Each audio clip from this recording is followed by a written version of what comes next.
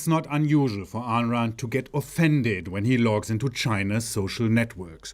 The writer is keenly aware of the growing Islamophobia wave spreading through the country, including a so-called anti-halal movement whose supporters accuse Muslims of dividing the country.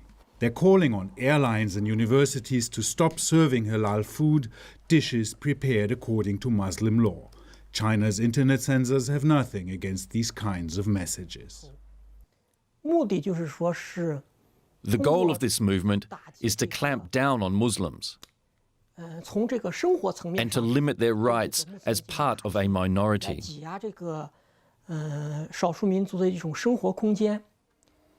None of the members of the anti-halal movement we contacted were willing to speak on camera. But one, who calls himself the Association of Pork Eaters, agreed to answer a few questions in an online chat.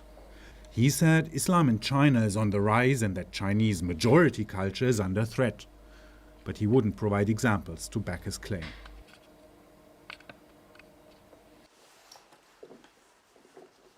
Muslims make up less than 2% of China's population. Ayn Rand, whose real name is Cui Haoxin, belongs to the Hui minority, a Mandarin-speaking group of Muslims whose mosques are often built in typical Chinese style. For centuries, Ayn Rand's birthplace Jinan in eastern China has been the home of a substantial Muslim community.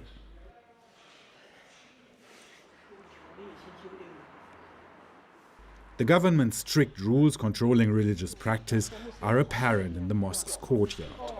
The head of this congregation says he supports state policy. Religion should serve society first and foremost. It should be managed in harmony with our social system. That's the right way. Even though daily life in Jinan's Muslim quarter looks like business as usual, state-backed pressure on Chinese Muslims is mounting. A new 5-year plan calls for stiffer control over mosques. In a few provinces, some of them have been closed and restaurants were forced to remove any signs in Arabic script. The government points to the police state in the western region of Xinjiang as a perfect example of religious control. But in reality, that's where hundreds of thousands of ethnic Muslim Uyghurs are being detained in re-education camps, according to human rights groups. Our camera team was stopped by guards when we approached one of them, and we were held for hours.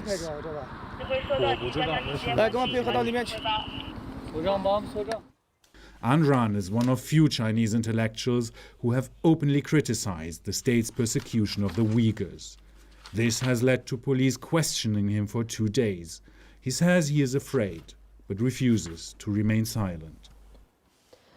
Once you speak the truth, and the Communist Party takes offense at you, they will certainly take their revenge at some point. Shutting up will not protect you.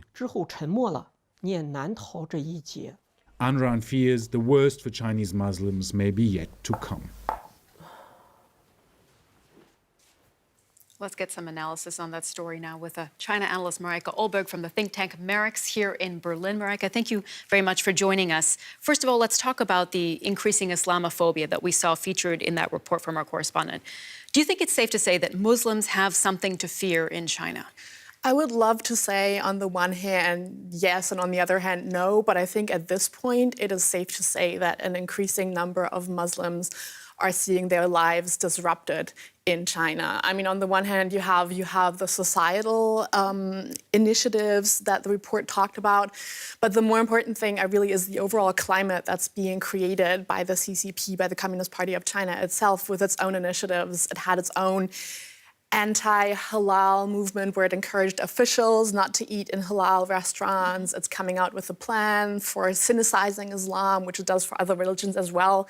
And last but not least, there's the big elephant in the room, which is the mass internment of Uyghurs and other minorities in so-called re-education camps. I want to ask you about those camps in a moment, but first, how do you think attitudes towards Muslims have changed under President Xi Jinping?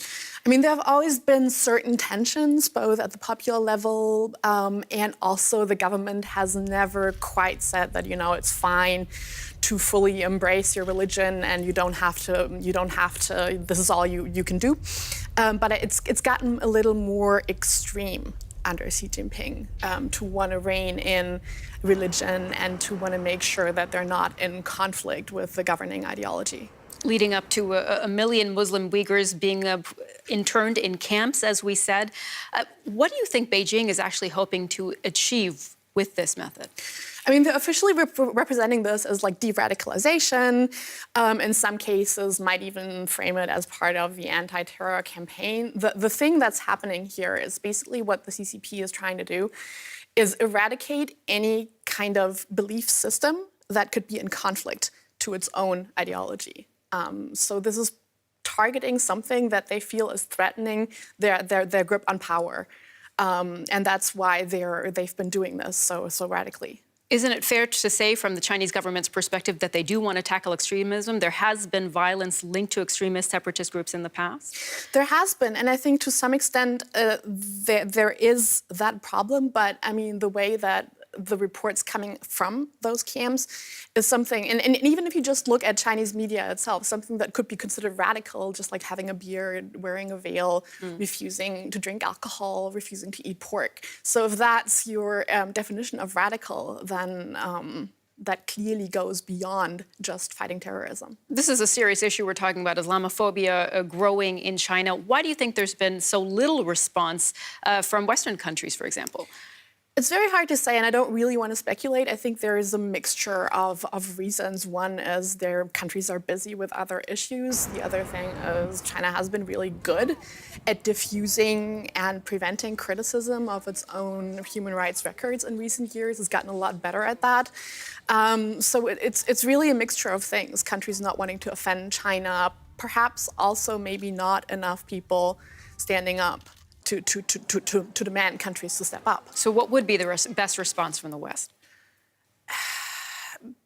Point it out, criticize it, demand that independent observers be sent in. There are a range of issues that could be done. Sanction those officials that are involved in this, possibly sanctioning companies that are known to be involved in setting up the security apparatus in Xinjiang. There are a range of responses that could be considered and should be pursued seriously. All right, taking a tougher line there then on China. Marika Olberg from the think tank Merix here in Berlin, thank you so much for joining us. Thanks for having me.